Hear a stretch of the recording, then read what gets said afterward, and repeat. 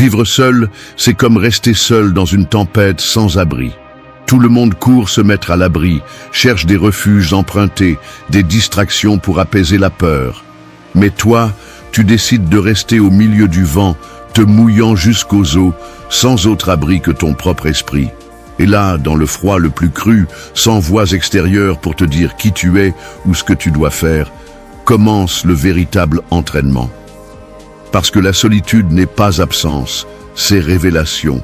Et seuls ceux qui supportent le silence sans se briser découvrent de quoi ils sont vraiment faits. Cette vidéo n'est pas pour embellir la solitude avec des phrases vides. C'est pour ceux qui se sont sentis brisés en elle, confus, en guerre avec leur propre tête.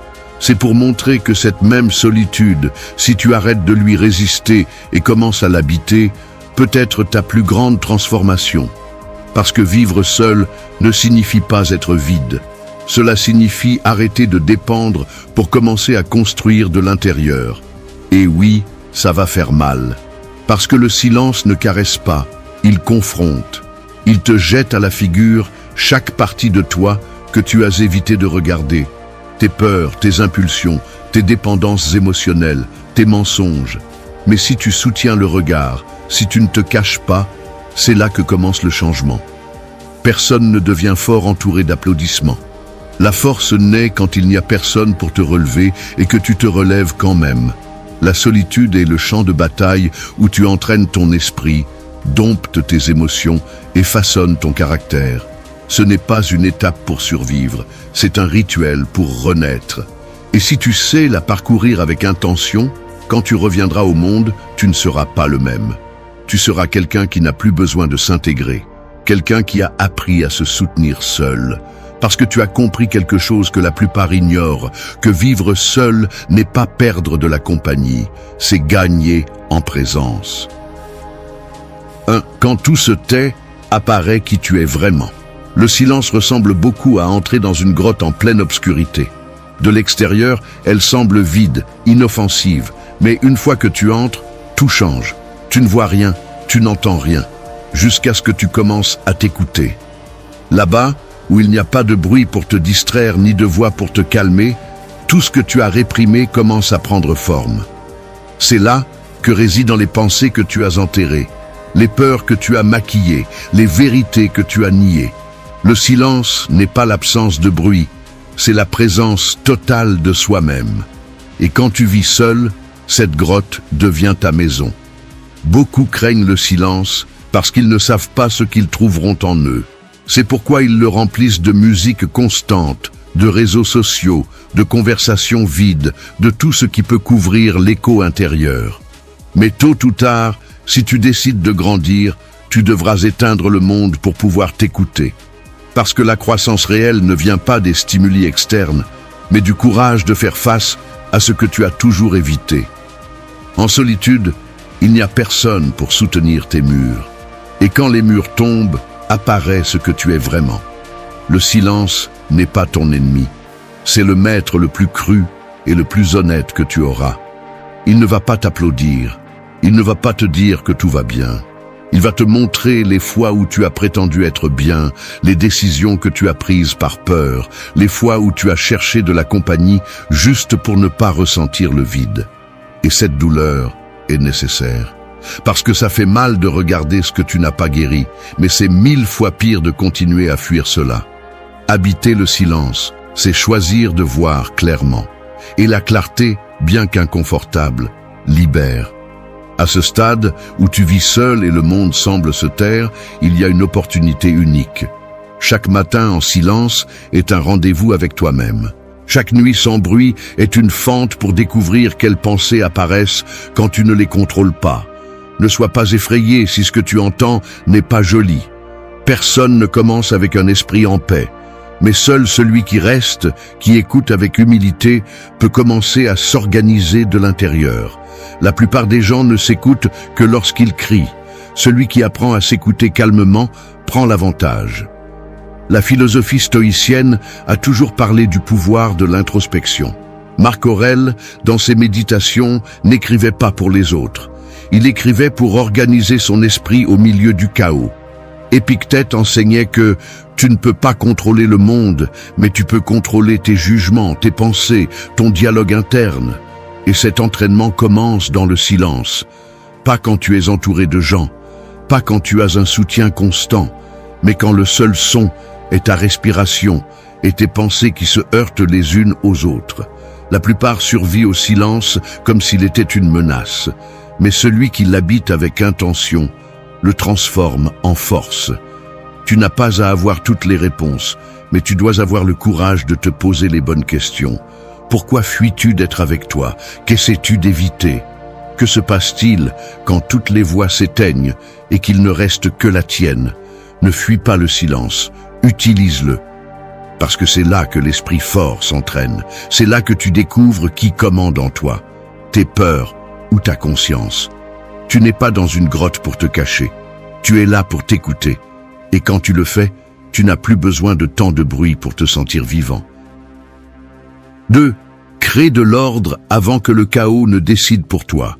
L'esprit est comme une pièce sans fenêtre. Si tu ne décides pas ce qui entre et ce qui sort, tôt ou tard, la poussière s'accumule, les objets s'entassent et le désordre te consume de l'intérieur. Personne n'entre là-bas sauf toi, et pourtant, beaucoup permettent que cette pièce interne soit remplie de pensées étrangères, d'émotions non traitées et de décisions reportées.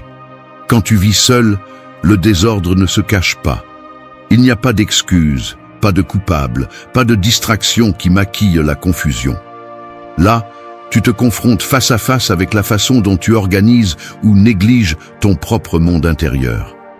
La solitude a cette cruauté. Elle transforme chaque acte en reflet de ton état mental. Les vêtements non pliés, la vaisselle non lavée, le réveil que tu repousses, tout parle de comment tu te sens à l'intérieur. Et le problème n'est pas le désordre physique, mais ce qu'il représente. Parce que lorsque tu laisses l'environnement décider pour toi, lorsque tu permets au chaos de s'installer, ce que tu dis, même en silence, c'est que tu as abandonné. Que tu ne crois pas que tu mérites la clarté, ni la structure, ni la paix. L'ordre, dans la vie de celui qui vit seul, n'est pas une obsession esthétique, c'est une déclaration de pouvoir personnel. Il ne s'agit pas d'avoir tout impeccable, mais de marquer ton territoire dans ton propre esprit. De te prouver que tu peux maintenir un rythme, créer une routine, construire une structure qui ne dépend de rien ni de personne. Parce que dans le chaos, vit l'anxiété, le doute, la perte de direction. Mais l'ordre, bien qu'il semble simple, est une ancre.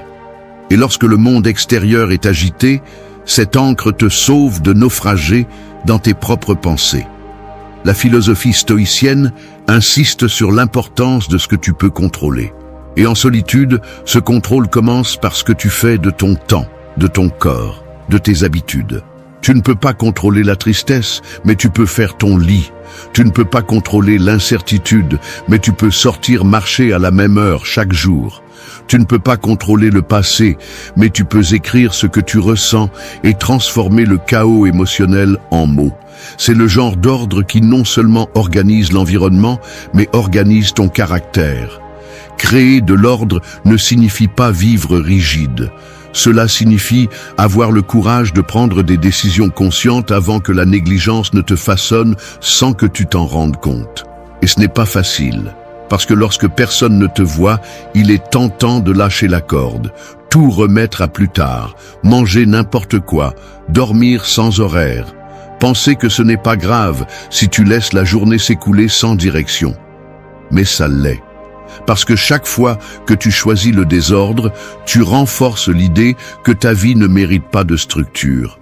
Et cela affaiblit lentement ta discipline, ton estime de toi et ta clarté. L'ordre est une forme de résistance.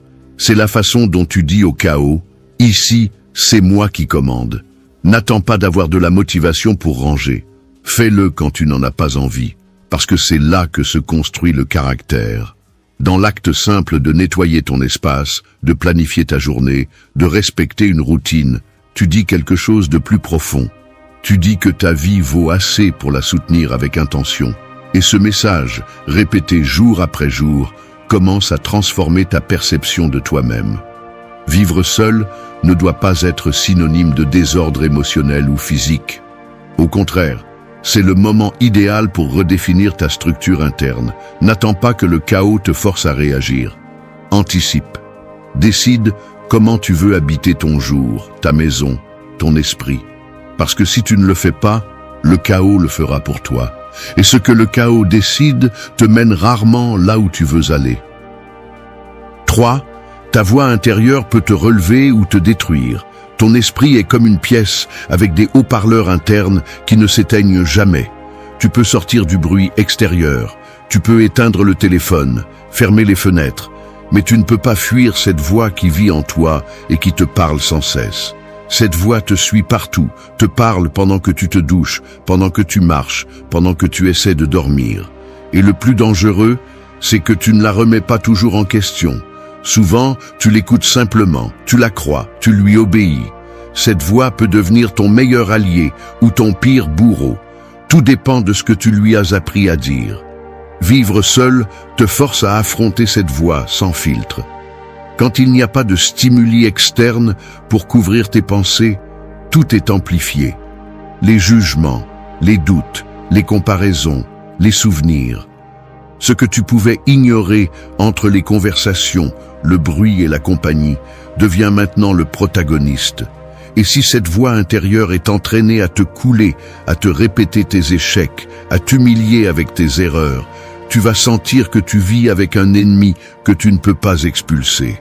Mais si tu l'entraînes à te corriger sans te maltraiter, à te demander sans t'écraser, à te guider au lieu de te saboter, alors cette voix devient une force pure.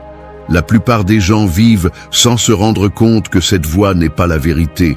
C'est juste l'écho de tout ce qu'ils ont appris, tout ce qu'ils ont souffert, tout ce que les autres leur ont dit et qu'ils ont adopté. Cette voix se forme avec des années d'expérience, de critiques, de blessures et de croyances non remises en question. Et quand tu vis seul, cet écho devient plus clair. Là, tu peux commencer à entendre ce qu'elle dit vraiment. Et le plus important, tu peux commencer à lui répondre. Pas avec de la haine, mais avec de la conscience. Pas avec de la peur, mais avec de l'intention. Marc Aurèle parlait dans ses écrits avec lui-même. Non pas pour bien paraître devant quelqu'un, mais pour rééduquer son esprit. C'est ce qu'on fait en solitude. Observer ce que la voix intérieure répète et commencer à la modeler. Tu ne peux pas permettre que ton dialogue interne soit un couteau qui te blesse tous les jours. Tu n'as pas non plus besoin de le transformer en un mensonge optimiste. Il suffit que cette voix soit juste, ferme et humaine. Qu'elle ne te parle pas comme ton pire ennemi, mais comme quelqu'un qui veut te voir avancer sans dissimuler tes erreurs ni les amplifier. Réviser ton dialogue interne n'est pas quelque chose que tu fais une fois. C'est un exercice quotidien, parfois épuisant, mais essentiel. Parce que ce que tu te dis quand tu es seul, sans public, sans compagnie, sans validation, c'est ce qui définit la relation que tu as avec toi-même. Tu peux construire toute une vie en cherchant l'approbation externe, mais si tu ne sais pas te parler avec respect, tu ne te sentiras jamais en paix. La tranquillité ne vient pas du silence extérieur, elle vient de l'équilibre interne entre exigence et compassion. La prochaine fois que tu te surprends à te dire « Je ne peux pas, je suis un désastre, je ne changerai jamais », arrête-toi. Demande-toi si c'est vraiment ta voix ou si c'est la voix de quelqu'un qui t'a marqué. Peut-être que cette voix n'est pas née avec toi. Peut-être que tu l'as hérité, mais aujourd'hui, en vivant seul, tu as l'espace et la liberté pour la réécrire. Tu peux entraîner ton esprit à être un refuge, pas une prison, pour qu'il te rappelle qui tu es au milieu du chaos, pas pour te rappeler ce que tu as perdu. Ta voix intérieure est le narrateur de ta vie. Et si ce narrateur ne répète que la douleur, la critique et la peur, peu importe combien tout est en ordre à l'extérieur, à l'intérieur, ce sera toujours un champ de bataille. Mais si tu réussis à enseigner à cette voix à être claire, ferme et sage, tu auras fait un pas de géant dans ton processus de transformation. Parce qu'il n'y a pas de solitude plus destructrice que celle de vivre avec un esprit qui ne sait pas comment te traiter. Et il n'y a pas de pouvoir plus grand que celui de transformer cet esprit en ton véritable foyer. 4. Pose des limites avant que le monde ne te consume. Ta vie est comme un terrain fertile. Si tu ne mets pas de clôture, n'importe qui entrera pour le fouler, pour prendre ce qu'il veut, pour le salir, même sans mauvaises intentions. Et quand tu t'en rends compte, tu ne sais plus quelle partie du terrain t'appartient vraiment. Tu es épuisé, sans espace, sans clarté. Les limites ne sont pas des murs pour t'éloigner du monde. Ce sont des structures pour protéger ce que tu cultives. Et quand tu vis seul, tu n'es pas à l'abri de l'interférence du monde. Au contraire, c'est quand tu es le plus vulnérable à remplir ton espace avec ce dont tu n'as pas besoin, avec ce qui ne te nourrit pas, avec ce qui te distrait seulement. Il y a un mensonge très répandu, être seul t'isole de tout. En réalité, c'est dans la solitude que l'on remarque le plus combien de toi a été façonné par l'extérieur. Tu te rends compte de combien de décisions tu as prises sous pression, combien de fois tu as dit oui par peur du rejet, combien de fois tu as laissé quelqu'un occuper ton espace émotionnel, mental ou physique, simplement parce que tu ne savais pas poser de limites. Et c'est là que commence le vrai travail, non seulement être seul, mais aussi reconstruire ta capacité à décider jusqu'où les autres peuvent aller et où tu commences. Une limite ne s'impose pas avec des cris, elle se construit avec clarté. Savoir dire non n'est pas être égoïste, c'est être conscient.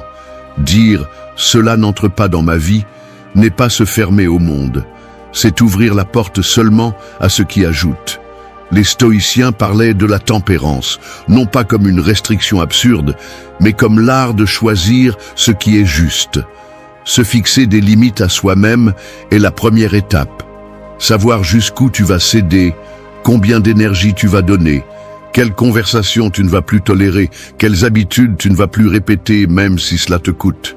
Quand tu vis seul, personne ne te surveille. Cela te donne du pouvoir, mais aussi de la responsabilité. Tu peux laisser tout entrer, des messages à n'importe quelle heure, des nouvelles qui ne font qu'intoxiquer, des personnes qui ne cherchent qu'à se vider sur toi.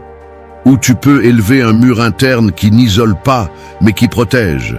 Parce que vivre en paix n'est pas seulement méditer ou lire des livres, c'est filtrer ce que tu laisses toucher ton esprit, ton corps, ta routine. Et cela ne se fait qu'avec des limites fermes, conscientes et soutenues. Beaucoup de gens se sentent coupables de poser des limites. Ils pensent qu'ils sont durs, qu'ils éloignent les autres. Mais si tu ne prends pas soin de ton espace, personne ne le fera pour toi. Tu ne peux pas blâmer le monde pour avoir envahi ce que tu as laissé ouvert. C'est inconfortable, oui, mais nécessaire. Parce que chaque fois que tu dis non avec respect, tu te dis oui à toi-même. Chaque fois que tu t'éloignes de ce qui te vide, tu te rapproches de ton centre. Ce n'est pas une fuite, c'est de la maturité. Imagine que ta journée est une pièce avec une porte. L'as-tu toujours ouverte? Entre qui veut, quand il veut, en disant ce qu'il veut. Ou as-tu déjà appris à fermer la porte quand tu as besoin de silence, quand tu as besoin de te concentrer, quand tu as besoin de guérir? Tu n'es pas plus sage pour tout supporter. Tu es plus sage quand tu sais ce que tu ne vas pas permettre. C'est du respect, c'est de l'auto-soin, c'est te connaître assez pour savoir que tu mérites d'être en paix. Les limites ne doivent pas être des excuses pour éviter la croissance, elles doivent être des chemins pour conserver ton énergie pour ce qui compte vraiment. Parce que si le monde te consomme, il ne reste rien de toi pour toi. Et dans ce vide, revient le chaos, revient le désordre, revient la confusion. Ne laisse pas cela se produire. Définis ton espace, honore ton processus, protège ton énergie. Parce que celui qui n'apprend pas à dire stop, finit par vivre la vie que les autres décident. Et il n'y a pas de perte plus grande que celle-là. 5. Transforme la solitude en une discipline quotidienne. La solitude est comme une montagne enneigée. Vue d'en bas, elle semble froide, dure, inaccessible. Mais celui qui décide de l'escalader et de rester découvre une clarté qui ne se trouve pas sur les chemins faciles. Il ne s'agit pas de survivre au froid, il s'agit de s'adapter à lui, de bouger avec précision, de respirer consciemment, de faire de chaque pas un choix. C'est ainsi que fonctionne aussi le processus d'être seul. Il ne suffit pas de le supporter ou de le tolérer. Ce qui transforme, c'est de le convertir en discipline, en une forme de vie qui te forge, qui t'organise, qui t'apprend qui tu es quand tout l'extérieur disparaît. La plupart croient que la solitude est une parenthèse, un moment entre les relations, entre les étapes, entre les projets. Mais ceux qui changent vraiment ne sont pas ceux qui attendent que ça passe. Ce sont ceux qui utilisent chaque jour comme un entraînement. Parce que lorsque tu n'as pas à respecter les horaires des autres, lorsque personne ne t'attend ni ne te demande, ce que tu fais de ton temps devient une preuve brutale de ton engagement envers ta propre croissance. Te lèves-tu ou restes-tu? Manges-tu par impulsion ou par soin? Perds-tu des heures ou les investis-tu? La solitude met en lumière ta véritable relation avec la discipline. Transformer la solitude en routine n'est pas remplir ta journée de tâches comme échappatoire, c'est établir des rythmes qui te soutiennent, avoir des horaires qui te renforcent, pas qui te serrent. Faire de ton matin un acte conscient, de tes après-midi un espace de concentration, de tes soirées une clôture avec intention. Et pas parce que quelqu'un te le demande, mais parce que tu choisis de te construire à partir de l'ordre. La discipline en solitude est liberté. Pas la liberté de faire n'importe quoi, mais la liberté de diriger ton énergie vers ce qui en vaut la peine, vers ce qui te fait avancer même quand personne ne regarde. Les stoïciens ne parlaient pas de discipline comme d'une punition, mais comme d'une vertu. Sénèque disait que la liberté est d'obéir à la raison. Et Épictète enseignait que celui qui se domine lui-même n'a plus besoin de dominer quoi que ce soit d'autre. Vivre seul est l'occasion parfaite de pratiquer cette autonomie réelle, celle qui ne dépend pas de la surveillance ni des règles imposées, mais de la conviction. Quand tu te disciplines dans la solitude, tu te dis à toi-même que tu comptes, que tes habitudes ne sont pas décoratives, elles sont fondamentales. N'attends pas d'être motivé. Attends d'être engagé. La différence est énorme. La motivation s'en va, la discipline reste. Il y aura des jours où il te sera difficile de te lever, où tu voudras te perdre dans les distractions, où tu sentiras que rien n'a de sens. C'est là que se mesure ton processus. Parce que n'importe qui peut être ordonné quand tout va bien. Mais celui qui reste ferme dans la routine, quand l'esprit doute, quand le corps ne veut pas, quand le silence pèse, c'est celui qui est vraiment en train de changer. Commence par le minimum. Réveille-toi à la même heure. Planifie tes repas. Entraîne ton corps, même si ce n'est que pour une demi-heure. Consacre un moment de la journée à la réflexion sans écran. Tu n'as pas besoin de transformer ta vie d'un coup. Tu as juste besoin de te prouver, jour après jour, que tu peux te soutenir sans dépendre du chaos extérieur. Et quand cela devient une habitude, tu te rends compte de quelque chose de fondamental, que la solitude n'était pas le problème. C'était l'outil dont tu avais besoin pour devenir quelqu'un de solide. Parce que quand la solitude cesse d'être une improvisation et devient un rituel, elle ne fait plus peur, elle donne du pouvoir. Le pouvoir de te choisir, le pouvoir de ne pas te distraire, le pouvoir de continuer à avancer sans témoin. Et cela, dans un monde plein de bruit, est une forme de force que peu de gens connaissent. Mais tu peux la construire, pas à pas, jour après jour, jusqu'à ce que la solitude cesse d'être un lieu inconfortable et devienne ta meilleure discipline. 6. Ce que tu fais quand personne ne te voit définit qui tu es. Être toi-même sans témoin, c'est comme marcher sur un pont invisible. Personne ne voit si tu avances ou si tu t'arrêtes, si tu trébuches ou si tu te relèves. Seul toi sais si le sol est ferme ou si tu es au bord de l'effondrement. Il n'y a pas de public, pas de validation, pas de regard pour te récompenser de bien faire. Il n'y a que toi avec ta conscience. Et c'est le jugement le plus difficile à affronter. Parce que quand personne ne te regarde, il n'y a pas d'excuses. Il ne reste que tes décisions. Et c'est là que se révèle qui tu es vraiment. La plupart des gens se comportent en fonction de leur environnement, Dehors, ils sont courageux, concentrés, positifs. Mais quand la solitude arrive, quand la nuit tombe et que toutes les voix s'éteignent, la version réelle apparaît. Pas celle que le monde applaudit, mais celle que personne ne connaît. Et dans cet espace, sans témoin, les décisions pèsent plus lourd. Parce que quand tu fais ce qui est juste sans avoir besoin que quelqu'un le sache, c'est là que tu construis ton caractère. Mais si tu n'es discipliné que quand on te regarde, tu n'es pas fort.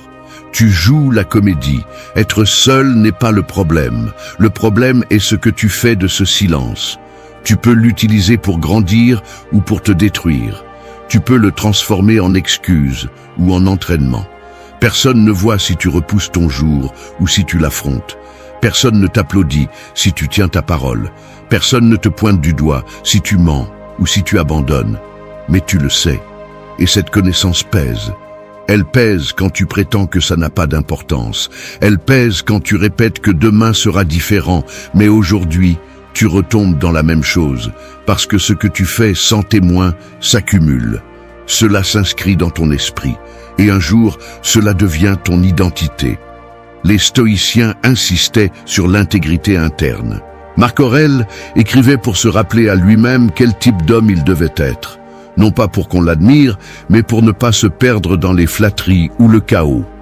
Parce que quand tout est silencieux, la seule chose qui peut te soutenir est la cohérence avec toi-même. Si tu dis que tu veux la paix mais que tu vis en contradiction, tu ne progresses pas, tu t'épuises. Si tu affirmes que tu cherches un but mais que ta journée s'échappe en distraction, tu n'es pas seul, tu es abandonné. La solitude est un privilège mal compris. Les gens la fuient parce qu'ils ont peur de se confronter à ce qu'ils font quand personne ne regarde. Mais c'est justement là, dans cet espace sans filtre, que tu peux te renforcer. Quand tu te lèves sans qu'on te le demande. Quand tu tiens tes promesses sans que personne ne t'exige. Quand tu t'entraînes, réfléchis, étudies, corriges, sans avoir à prouver quoi que ce soit à personne, tu envoies un message clair à ton esprit. Ma parole vaut même quand je suis le seul à l'entendre. C'est du respect, c'est de la discipline profonde, et c'est aussi de la liberté, parce que tu ne dépends plus de la pression extérieure pour rester debout. Tu n'as plus besoin d'un patron, d'un ami, d'un partenaire ou d'une autorité pour être constant. Tu t'as toi. Et si tu arrives à tenir cela, alors tu as gagné quelque chose qui ne s'achète ni ne se feint, l'intégrité. Alors regarde-toi aujourd'hui. Pense à ce que tu as fait quand personne ne te regardait. As-tu tenu bon ou as-tu cédé à nouveau? Non pas pour te juger, mais pour que tu t'en souviennes. Parce que chaque choix dans l'ombre construit l'avenir que tu verras en pleine lumière. Et si aujourd'hui tu décides de te corriger, si aujourd'hui tu décides de tenir bon même sans témoin, tu es un pas de plus vers être quelqu'un de réel, solide et libre. Personne n'a besoin de le savoir. Il suffit que tu ne l'oublies pas. 7. Le silence révèle ce que le bruit te cache. Le bruit est comme un brouillard lumineux. Il brille, distrait, séduit. Mais il cache aussi. Derrière chaque son constant, chaque message, chaque stimulus qui interrompt tes pensées, il y a quelque chose que tu n'as pas voulu voir. Et quand le bruit disparaît, quand tu te retrouves enfin dans une pièce où tu n'entends que ta respiration, le monde réel apparaît. Pas le monde extérieur, mais celui de l'intérieur. Celui qui attend depuis des années que tu le regardes. Le silence n'invente rien. Il te montre seulement ce qui a toujours été là et que toi, par confort ou par peur, as décidé d'ignorer. Nous vivons entourés de distractions, des musiques qui sonnent sans sens, des conversations qui comblent des vides, des écrans allumés du lever au coucher du soleil. Et l'ironie est que tout ce bruit semble être la liberté, mais en réalité, c'est une forme sophistiquée d'esclavage. Parce que quand tu es seul et que tout se tait, beaucoup ne supportent pas 5 minutes sans chercher quoi écouter, quoi regarder, quoi répondre. Pas par ennui, mais parce qu'ils savent que si le silence s'étire, ils commencent à s'écouter. Et tout le monde n'est pas prêt à entendre ce que cette voix intérieure a à dire. La solitude sans silence n'est pas une transformation, c'est une évasion. Il ne suffit pas d'être sans compagnie. Il faut apprendre à être sans distraction. Parce que c'est seulement dans cet espace pur, où il n'y a pas de bruit pour te défendre, que les pensées qui révèlent le fond de ton histoire apparaissent. Cette insécurité que tu n'as pas encore résolue, ce schéma que tu continues à répéter, cette blessure que tu pensais fermer. Et bien sûr que ça dérange. Bien sûr que ça dérange. Le silence n'est pas confortable. Il est direct. Il ne te crie pas, mais il ne te ment pas non plus. La philosophie stoïcienne parlait de la retraite comme d'une forme de nettoyage mental. Pas pour devenir un ermite, mais pour cesser d'être esclave du bruit extérieur. Marc Aurèle écrivait qu'il n'est pas nécessaire de fuir à la campagne ou dans la nature pour trouver la paix. Il suffit d'entrer en soi-même. Mais cette entrée ne se fait pas avec de la musique en fond sonore, ni avec des conversations forcées, ni avec 1000 stimuli ouverts en même temps. Elle se fait dans le silence. Dans ce moment où tout le reste se ferme et il ne reste que ta conscience qui regarde en face ce que tu ressens vraiment. Le silence, si tu sais l'utiliser, devient un filtre. Tu cesses d'accepter ce que tu tolérais auparavant. Tu découvres que beaucoup de tes réponses étaient automatiques, que tes opinions étaient héritées, que tes désirs n'étaient même pas les tiens. Parce que quand tout se tait, tu cesses de réagir et tu commences à observer. Et cette observation change tout. Tu te rends compte que tu n'es pas triste, tu es épuisé, que tu n'es pas en colère, tu es frustré, que tu n'es pas perdu, tu n'as simplement jamais pris le temps de t'arrêter. Et cela ne s'apprend pas en lisant, cela s'apprend en se taisant. La véritable transformation commence lorsque tu apprends à ne pas fuir le silence, quand tu cesses d'avoir besoin de musique pour marcher, de notifications pour te sentir vivant, de bruit pour t'échapper de toi-même. Ce n'est pas que le bruit soit mauvais, c'est qu'il ne peut pas être constant, il ne peut pas être ton refuge, parce que si tu ne le lâches jamais, tu ne découvriras jamais ce qui se cache derrière, et ce derrière est souvent inconfortable, mais il est aussi libérateur. Alors reste dans le silence, même si au début il semble vide, même si tu as peur de ce qui va apparaître, même si tu ne comprends pas ce que tu ressens, reste. Parce que derrière ce malaise, il y a des réponses, il y a de la clarté, et il y a une version de toi qui ne pourra jamais se réveiller tant que tu resteras anesthésié par le bruit. Le silence, si tu le vis avec fermeté, ne t'éteint pas, il te révèle. Et dans un monde où tout le monde le fuit, celui qui ose l'écouter commence déjà à être différent. 8. Tu n'es pas seul, tu es en formation. Vivre seul n'est pas une punition, c'est une forge. Tu n'es pas perdu, tu es en train d'être façonné. Ce qui semble maintenant vide, confusion ou isolement est en réalité l'étape la plus honnête de tout processus de transformation. Comme l'acier avant de devenir une épée, comme la graine avant de percer la terre, tu traverses un processus que beaucoup ne comprendront pas de l'extérieur, car la croissance silencieuse est invisible à l'œil pressé. Mais tu la sens. Tu sens comment quelque chose en toi se durcit, non pas de froideur mais de solidité. Et cela, bien que cela fasse mal, est une évolution. La société t'a appris à craindre d'être seul.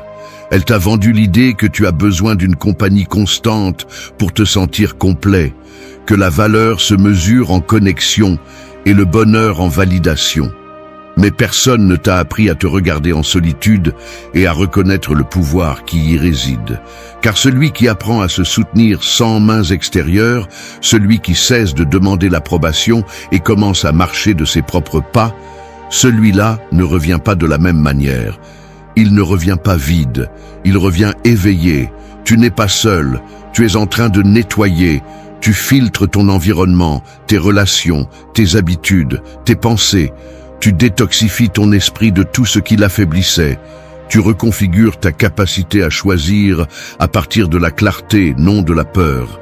Ce n'est pas de l'isolement, c'est de la sélection. Tu apprends à être suffisant sans dépendre des regards, à être en silence sans te sentir perdu, à agir sans attendre que quelqu'un te dise si tu as bien ou mal fait. Et cela, même si le monde ne l'applaudit pas, est une des formes les plus pures de liberté. Ce moment de solitude n'est pas la fin du chemin, c'est le début de ta reconstruction. C'est la pause nécessaire avant le saut. C'est l'espace dont l'âme a besoin pour lâcher tout ce qui est faux et se rappeler l'essentiel. Tu es dans un processus qui n'est pas toujours visible, mais que tu ressens à chaque décision que tu prends, à chaque émotion que tu traverses sans anesthésie, à chaque acte quotidien que tu fais maintenant pour toi et non pour quelqu'un d'autre. C'est là que se produit le véritable changement. Pas dans les discours, pas dans les plans futurs, dans ce que tu choisis aujourd'hui, dans ce que tu soutiens en silence, dans ce que tu décides de laisser derrière toi sans faire de bruit. Rappelle-toi ceci, tu n'es pas brisé, tu es en train de construire une base. Tu n'es pas isolé, tu es en train de te reconnecter avec toi-même. Et tu ne perds pas ton temps, tu es en train d'affiner l'instrument qui jouera avec force lorsque le moment sera venu. Cette étape est difficile, oui. Il n'y a pas d'applaudissements, il n'y a pas de témoins. Mais c'est pour cela qu'elle est sacrée. Parce que tout ce que tu accompliras maintenant, tout ce que tu conquéras dans cette solitude sera à toi pour toujours. Personne ne pourra te l'enlever. Personne ne pourra le feindre. Tu n'es pas seul. Tu es en formation. Tu écris une nouvelle version de toi-même chaque jour où tu choisis de ne pas abandonner.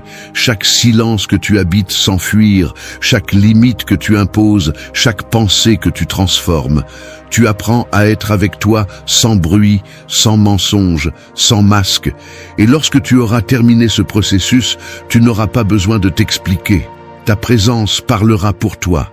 Et le monde le ressentira, même s'il n'a jamais vu le chemin que tu as parcouru. Parce que ceux qui se forment dans le silence marchent avec une force qui ne se crie pas.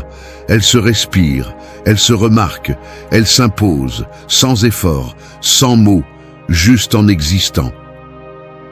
Merci d'être resté jusqu'à la fin de la vidéo. Si vous avez tout vu, commentez « Je suis stoïcien » comme notre signe secret, indiquant que vous êtes un véritable apprenant du stoïcisme. N'oubliez pas de vous abonner et de liker la vidéo si elle vous a plu. Rendez-vous dans la prochaine vidéo et rappelez-vous, continuez à cultiver votre esprit stoïque. Si vous avez aimé la vidéo, abonnez-vous à Stoïca Vie. Chaque jour, un nouveau sujet et une nouvelle pensée pour vous accompagner. Votre